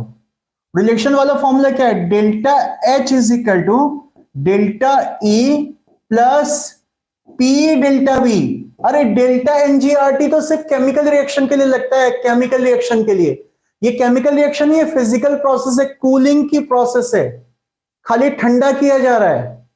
ये नहीं कह रहा कि इसको किसी के साथ रिएक्शन करा रहा है तो ये बन रहा है। यहां पर कहां रिएक्टेंट है कहां प्रोडक्ट है बताओ, तो डेल्टा एन आर टी वाला नहीं, पी डेल्टा बी, जो उससे पहले फॉर्मूला लिखवाया था वो लगेगा बेटा यहां पर। अब वैल्यू फिल कर दो, डेल्टा एच कितना है यहां पर -21.7, डेल्टा ई हमें फाइंड करना है, plus P delta B, P delta B question में छप गया ऊपर, कितना कितना दिया था इन्होंने, कुछ प्रेशर दिया हुआ था शायद इसमें, हाँ 1 atm तो प्रेशर दिया हुआ है, थोड़ा छोटा कर देता हूं, 1 atm तो इन्होंने प्रेशर दिया हुआ है, तो प्रेशर हो गया 1, बट एटीएम देखो यूनिट में गलती होगी पक्का कहीं ना कहीं, into delta we, volume decrease हो रहा है, डेल्टा वी का मतलब हमेशा V2 माइनस V1 होता है, V2 माइनस V1, बेटा कोई भी डेल्टा 2 माइनस 1 होता है, 248 माइनस कितना है 274, 248 माइनस 274, और वॉल्यूम का यूनिट दिया ml, ओके। पहली बात तो एक काम करो बेटा, ml को बदलो लीटर में, so इसको 10⁻³ से मल्टीप्लाई करना पड़ेगा लीटर में चेंज करने के लिए, ये ml किस में चेंज हो जाएगा बेटा, लीटर में चेंज हो जाएगा। दूसरी बात कहानी सब जूल के लिए चल रही है, जूल के लिए चल रही है, और ये हो रहा है एटीएम इंटू लीटर। आपको बताया था एटीएम इंटू लीटर को जूल में चेंज करता हूं तो कितने से मल्टीप्लाई करते हैं, 100 से या 101 से मल्टीप्लाई करते हैं। चलो अप्रोक्सीमेट इसको 100 से और मल्टीप्लाई कर लो बेटा, अब ये पूरा टर्म जूल में कन्वर्ट हो गया। तो जिसका आंसर दूसरा आंसर मैच नहीं कर रहा हो पक्का इस वजह से नहीं कर रहा होगा, एटीएम लीटर में कैलकुलेट कर दिया होगा, वो गलती करोगे ही बेटा आप लोग जो है। सो एटीएम लीटर को 100 से मल्टीप्लाई करो बेटा तो ये जूल कन्वर्ट हो जाएगा। अब यहां से डेल्टा ई का वैल्यू निकालो, और डेल्टा ई का वैल्यू पक्का ही आएगा, पक्का ही आएगा बेटा जो है, इतना आ जाएगा आपका। हाँ सोनू बेटा क्वेश्चन तो इजी था, वो तो है ही, अरे कोई क्वेश्चन टफ थोड़ी ना होता है बेटा, वही बात है कि आपको समझ में कैसे आ रहा है उसका प्रोसेस या नहीं आ रहा है। एक ही फॉर्मूला लगाना है, फॉर्मूला लगाने के बाद लगता है अरे बड़ा इजी क्वेश्चन था सर, एग्जाम में नहीं हो पाया। क्वेश्चन सारे इजी होते हैं बेटा, तो इसी को प्रैक्टिस कहा जाता है। हर टाइप के क्वेश्चंस की प्रैक्टिस करनी है आपको, कैलकुलेशंस की स्पीड बढ़ानी है, अपनी सोचने की पावर बढ़ानी है बेटा। चलो ठीक है बेटा, अब मैं थोड़ा सा आगे की बात बताता हूं बेटा। एक फॉर्मूले पे तो क्वेश्चंस हो गए, काफी हो गए, प्रोसेस पे भी हो गया, केमिकल रिएक्शन पे भी हो गया, जनरल भी हो गया बेटा। आगे चलते हैं, अब तो एक ही टाइप के क्वेश्चन बार बार नहीं करेंगे, बाकी मैं प्रैक्टिस असाइनमेंट पे आपको दे दूंगा। आज तीसरा प्रैक्टिस असाइनमेंट बेटा अपलोड कर दिया, आई थिंक आप लोगों ने डाउनलोड कर लिया होगा उसको। चलो आगे बात करते हैं, अब मैसेज करना बंद करेंगे सबके सब भी। अब आगे क्या चीज आ रही बेटा, अब हम पूरी तरीके से थर्मोकेमिस्ट्री पे ट्रांसफर हो गए इसके बाद। सो अब हम सिर्फ केमिकल रिएक्शन का डेल्टा एच निकालना सीखेंगे, केमिकल रिएक्शन का डेल्टा एच। आप सोचेंगे सर सिखा तो दिया, बेटा देखो अभी तक क्या बताया, मैं फिर से एक बात बोलता हूं, मैंने डेल्टा एच का फॉर्मूला लिखा था एक, delta H is equal to N CP delta T. ये तो तब था कि भाई जब आपको सीपी पता है तो ये लगा सकते हो आप, नहीं तो दूसरा एक रिलेशन वाला फॉर्मूला बताया, delta H is equal to delta E plus P delta V या डेल्टा पी वी जो भी लेते हो आप।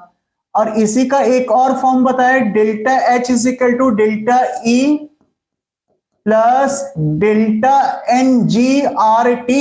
ये स्पेशल सिर्फ रिएक्शन के लिए लगता है, फॉर रिएक्शंस, केमिकल रिएक्शंस के लिए लगता है।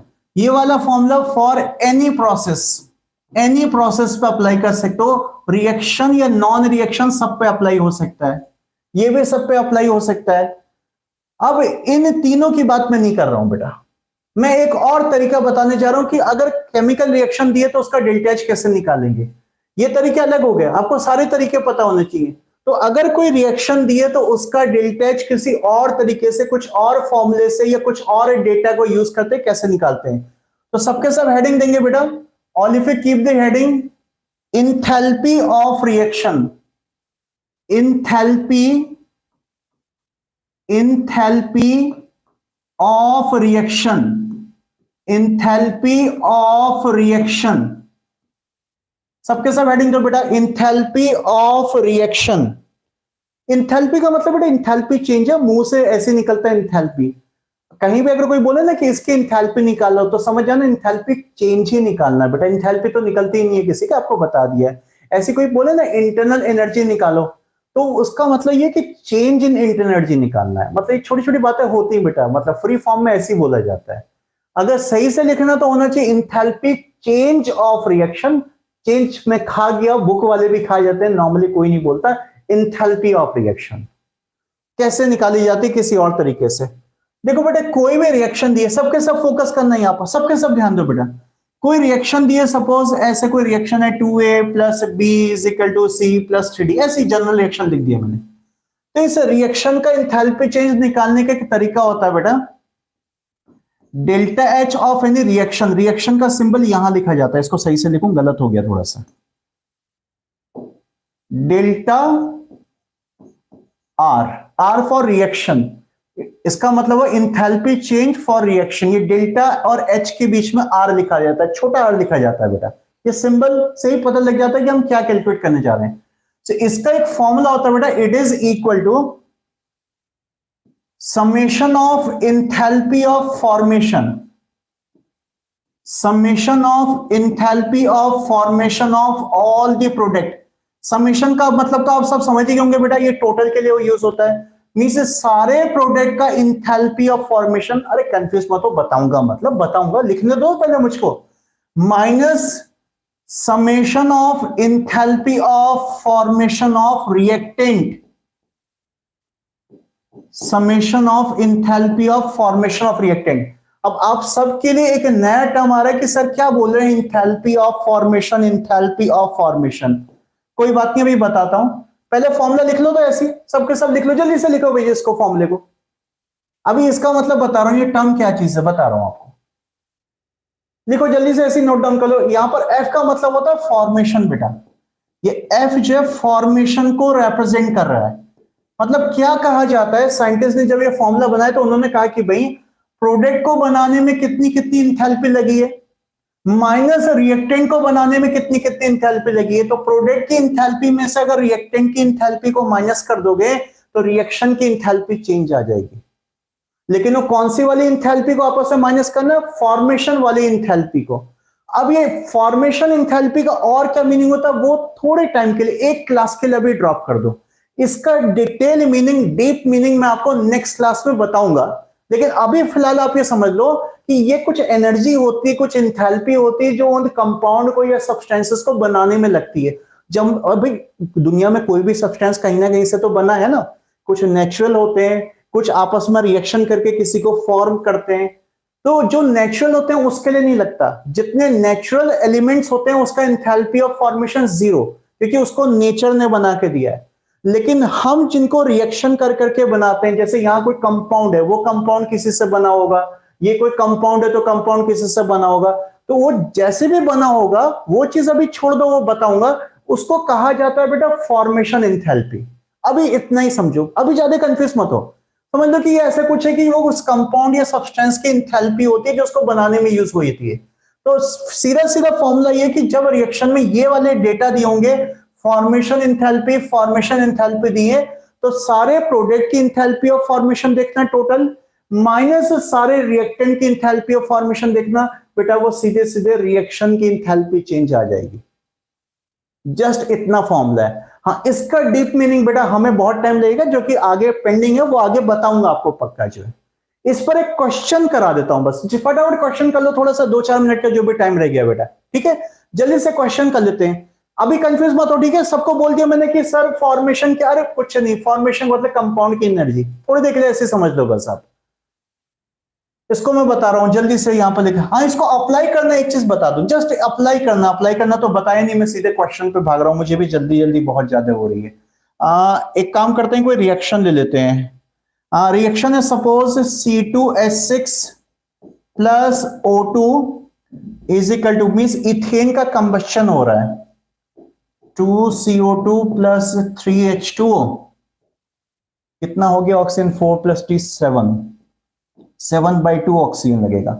अरे ऐसे भी लिख सकते हैं फ्रैक्शन फॉर्म में, क्या हो गया, अगर किसी को गलत लग रहा है तो पूरी क्वेश्चन को 2 से मल्टीप्लाई कर लो, मुझे ऐसे लिखने की आदत है, क्या फर्क पड़ गया उससे, मोल्स ही तो है, बैलेंस करने में यूज होने, हाफ लगा दो 1/2 लगा दो, ये पूरी क्वेश्चन को 2 से मल्टीप्लाई करके लिख दो। ये एक रिएक्शन है, देखो इसके लिए अप्लाई करना सीखो बेटा, इसके लिए अप्लाई करना सीखो, पूरा क्वेश्चन का पैटर्न समझो, पूरा क्वेश्चन कैसा आएगा समझो बेटा। क्वेश्चन ऐसा आएगा कि कोई एक रिएक्शन दी होगी बेटा, और इस रिएक्शन के सपोर्ट में आपको एंथैल्पी ऑफ फॉर्मेशन दी होगी, जितने सब्सटेंसेस इसमें पार्टिसिपेट कर रहे हैं। Enthalpy of formation of ethane दिया हुआ है, कुछ दिया हुआ है यहाँ पर समथिंग जूल या किलो जूल पर मोल, ये बेटा सब पर मोल में दी होती है, पर मोल होता है बाय डिफॉल्ट। ऑक्सीजन का एंथैल्पी ऑफ फॉर्मेशन आपको अभी मैंने एक बात बोली थी कि जितने भी एलिमेंट होते हैं बेटा, जो नेचुरल एलिमेंट है उसका 0 होता है, वो नहीं दिया होगा कभी भी। ऑक्सीजन का एंथैल्पी ऑफ फॉर्मेशन 0, नाइट्रोजन का एंथैल्पी ऑफ फॉर्मेशन 0, फास्फोरस का enthalpy of formation 0, chlorine Cl2 का एंथैल्पी ऑफ फॉर्मेशन 0। जितने नेचुरल एलिमेंट है बेटा, उसको बोला जाता है कि उसकी फॉर्मेशन में कोई एनर्जी नहीं लगी, वो नेचर ने हमें दिया हुआ है, सीधे हमने ही मान लिया। ऐसी और क्या क्या दिया होगा, CO2 का एंथैल्पी ऑफ फॉर्मेशन दिया होगा, enthalpy of formation of CO2 is equal to something something joule per mole. ऐसी वाटर का एंथैल्पी ऑफ फॉर्मेशन दिया, इसमें बेटा फिजिकल स्टेट से कोई मतलब नहीं होता, फिजिकल स्टेट से कोई लेना देना नहीं है। Enthalpy of formation of water, ये भी दिया हुआ है something something something joule per मोल। ऐसा डेटा दिया होगा, क्वेश्चन को दिमाग में बैठा लो बेटा बस। और उसके बाद बोलेगा कि calculate enthalpy of reaction, calculate enthalpy या एंथैल्पी चेंज एक ही बात है, calculate enthalpy change of reaction. ऐसा क्वेश्चन करने की बात कर रहा हूं मैं आपसे, समझ में आ गया क्वेश्चन का पैटर्न बेटा कैसा होगा। कोई रिएक्शन दी होगी आपको, और उसके सपोर्ट में उस पर जितने भी सब्सटेंसेस पार्टिसिपेट कर रहे हैं एलिमेंट को छोड़कर, उन सबकी फॉर्मेशन की एनर्जी दी होगी, फॉर्मेशन की एंथैल्पी दी होगी। ये बाय डिफॉल्ट बेटा सब पर मोल होती है। और पूछा होगा कि पूरे रिएक्शन का एंथैल्पी चेंज बताओ कितना, तो बस एक ही फॉर्मूला है, सारे प्रोडक्ट माइनस सारे रिएक्टेंट। बहुत आसान है, क्या करना है इसमें, जस्ट 1 मिनट लूंगा बेटा, 1 मिनट लूंगा बस। इसमें क्या करना है, आप लगाएंगे enthalpy of formation of reaction is equal to product minus reactant. तो CO2 का जितना वैल्यू दिया होगा उसको 2 से मल्टीप्लाई कर लेना, क्योंकि CO2 के लिए पर मोल दिया है। सो 2 इंटू जो भी CO2 का वैल्यू दिया, मैं ऐसे लिख देता हूं, प्लस प्रोडक्ट में वाटर भी है 3 मोल है, 3 इंटू वाटर की एंथैल्पी ऑफ फॉर्मेशन जो भी दी है, क्योंकि बेटा पर मोल को बैलेंसिंग मोल से मल्टीप्लाई करना पड़ेगा। ये तो हो गया सारे प्रोडक्ट। ऐसे माइनस करके सारे रिएक्टेंट लिख लो, माइनस सारे रिएक्टेंट, इसमें माइनस बाई रिएक्टेंट टोटल कितने आ जाएंगे, ये तो प्रोडक्ट हो गए टोटल। रिएक्टेंट कौन कौन से, इथेन, ऑक्सीजन तो 0 हो गया, इथेन के कितने मोल है, एक ही है। अच्छा, so this is simple 1 into enthalpy of formation of ethane. बस वैल्यू रखना होगा आपको, फटाफट आंसर है। तो मींस ये सबसे इजी क्वेश्चन होता है बेटा, कंसेप्ट पता है तो सबसे इजी क्वेश्चन है, कुछ नहीं है। बस बैलेंसिंग मोल से बेटा इन वैल्यू को मल्टीप्लाई करके यहां पर रख लेना, प्लस माइनस सही से कर लेना, अल्टीमेटली जो आंसर आएगा that is called enthalpy of reaction.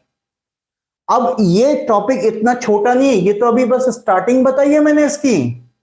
आगे की 2 क्लास कम से कम सिर्फ enthalpy of reaction, enthalpy of reaction, enthalpy of reaction लगेंगी। हाँ बेटा, थर्मोकेमिस्ट्री स्टार्ट हो गया है। थर्मोकेमिस्ट्री में मेन यही है, रिएक्शन का एंथैल्पी निकालो, रिएक्शन का एंथैल्पी लगा लो। अलग अलग टाइप की रिएक्शंस को डील करेंगे। जितनी रिएक्शंस आज तक पूछी गई, जिस टाइप की, मतलब अब वैसे तो करोड़ों रिएक्शन है, जितने टाइप की रिएक्शंस पूछी गई है वो सारी पर मैं आपको एंथैल्पी कैलकुलेट करना सिखाऊंगा। सो मुझे बेटा पक्का है कि 2 क्लास अभी जाएंगी सिर्फ एंथैल्पी ऑफ रिएक्शन में, और उसके बाद बस फिर 2 क्लास और मैक्सिमम जाएंगी, फिर थर्मो का चैप्टर बाद में पूरा हो जाएगा। मतलब मेन बस यही चीज इसके अंदर रह गई बेटा जो है। ठीक है, तो आज की क्लास बेटा यहीं पर कंक्लूड करते हैं, टाइम थोड़ा सा आगे हो रहा है बेटा जो है। सो आई होप इसको सबने नोट कर लिया होगा, नहीं तो बेटा वीडियो को बाद में रिवाइंड करके नोट कर लेना। चलो मैं कंक्लूड करता हूं मेरे बच्चों, thank you, God bless you बेटा।